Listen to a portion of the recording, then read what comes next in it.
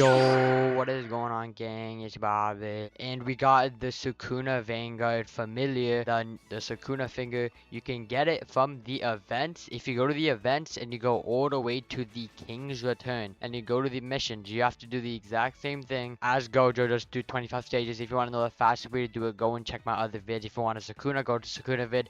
If you want to go for Gojo, do a Gojo vid. Both of them is basically the same thing. Just watch any of the vids. But basically, you just gotta do these missions for 5 days, because after 5 days you will be able to get 100 of these currencies, and then you'll be able to get the Sukuna Vanguard. And if you're thinking of skipping out on this because the dev said that there will be another way, I wouldn't really recommend it, because you never know how hard they would make this to be obtainable after the update. So for people saying like, yo, I'm taking the rerolls, bro, I'm taking the rerolls, man, you can still get a lot of rerolls, because if you already done the Gojo one, you could still get hundreds of rerolls. So I don't really get why not get the best unit in the game. And yes, you heard that correctly. Sukuna is now the best unit in the game. All of the Vanguards from before have been kicked off of the broken section. The power creep is insane. It's not that bad of a power creep, don't worry. Anime Vanguards will not be power creeping like Anime Last Stand. They're gonna be power creeping balanced, like balanced power creep. So units in newer updates will actually be like worth to get, because in the previous updates, if you already had like a Monarch Vanguard or something, most of the units would just be in the sub meta section. Like most units from the new update would just be in the sub meta section, and they won't really be like useful in future updates, because as you can see, half of the Dragon Ball units are already falling off of meta because they're in sub meta. So yeah, Sukuna is absolutely insane. He is the best unit in the game. Obviously his optimal trait is gonna be Monarch, but it says the optimal familiar is going to be the Sukuna's finger. So we are going to be showcasing him with the Sukuna's finger. Sadly, we do not have Monarch on him. My Monarch luck is really bad. My last Monarch was on Guts. I never know where my next Monarch is going to be at. I'm probably never going to get another Monarch, let's be honest, pal. Anyways, let's just go into the sandbox and let's showcase how OP he really is. Alright, we are now in, and the showcase is going to be absolutely crazy, because I heard that Sukuna is the best unit by a mile. But it is happy to see that the Jujutsu Kaisen units are making a return in the meta. Now you can have Gojo and Sukuna inside of your team, like like the OG days back. Alright, so let's play Sukuna. So Sukuna starts with a 10,000 damage. One thing y'all probably wondering, why is it when you hover over him it does not say 10,000 damage? Well, because it's not really a rework of the character, it's just a buff, kind of. The unit itself didn't get buffed, the familiar buffs it. So this is the familiar passive, so it will only show when you place it in game. So these are the familiar passives. The King of Curses. This unit applies cleave on every attack and buffs all curse units by 30%.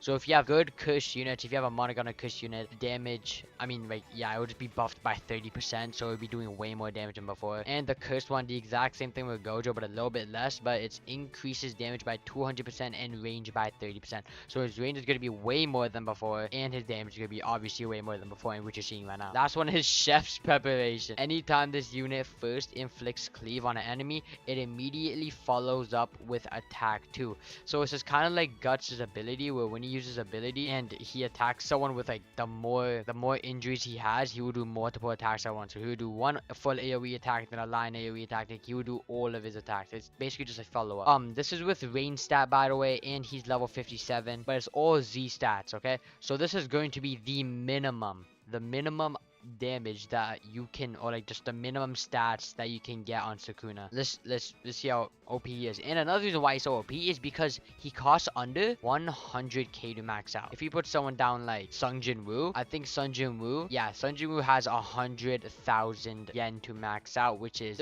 like, you know, like it's not much, it's about like 10k more. But if you look at Escanor, it's 160,000. So this unit is really cheap, and I just got the Eclipse, bro. Are we for real? Oh yeah, I forgot that I can just skip wave, so I just skipped wave instead. Okay, so let's turn on the effects, because we just want to see the effects again. We haven't seen Sukuna effects in a long time, since update 2. I think that's when they came out. I don't really remember. Now let's go to his, there you go, that was his follow-up ability.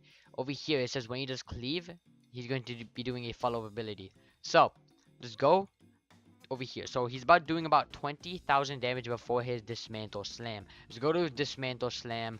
Alright, Dismantle Slam is going to be the full AoE thing. This is actually my favorite attack. I wish they kept them as a full AoE, which kind of sucks that they didn't. But, you know, they can't. I mean, they're not really going to change it now. Alright, let's go to his next ability. He's doing about 30,000 damage. So now let's go to his next ability called Sinister Sanctum. His next ability. Then after this, he has another ability called Flame Release. So he has about like 3 new abilities in a row.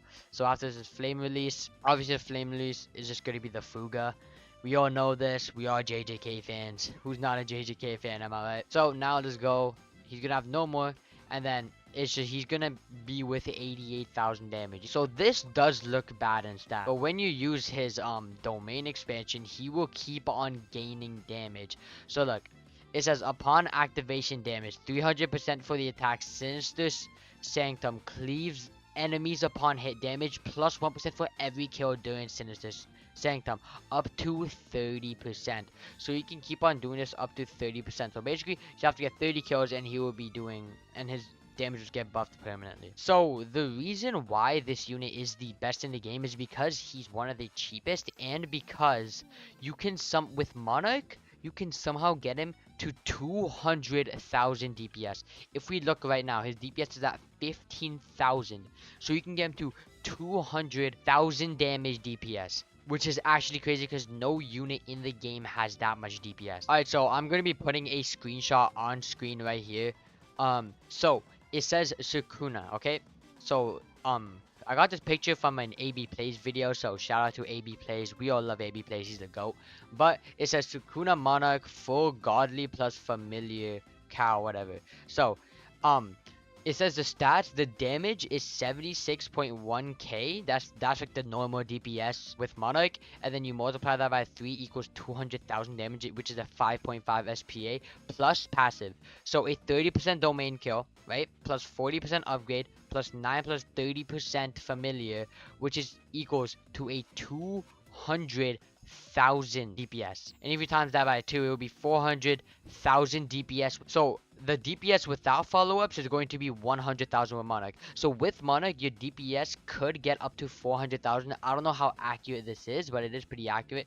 So we can go to the mid-range, you know, go around like 300,000 DPS. But without follow-ups, it will be 100,000 DPS. So it says to get his real DPS, Fuga has a 3-second long animation, and attack 2 also has a 3-second long animation, which means 400,000 plus burn, which is 100,000, plus the follow-up damage, which is 600,000, equals 1,000,000 damage. Yeah, what? During the 6 second, which equals a 200,000 DPS. So this unit just it just ran the gauntlet. Like, it cleared Sunjin, cleared Kaguya, it cleared Guts, it cleared everybody. Like, it cleared Griffith, cleared Yuha. Yuha was at the top for the longest time, and he just got cleared by Sukuna just from one change. Just from a familiar, by the way. Just from a familiar, he just got wiped off the list. He didn't get wiped off the list, but, you know, he got overtaken.